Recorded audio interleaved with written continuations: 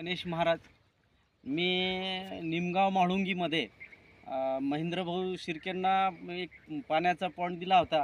जवळजवळ त्यांचे इथं 2-4 बोर सगळे आटून गेले होते आणि आपण त्यांना हा पॉईंट दिलेला आहे.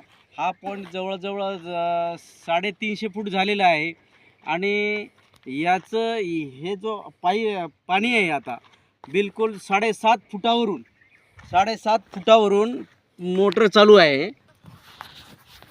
आणि 7.5 फुटापासून मोटर 24 घंटे असं चालू आहे. हे आता पाईपाचं प्रमाण काढलं, त्यांच्याकडे आलो होतो मी.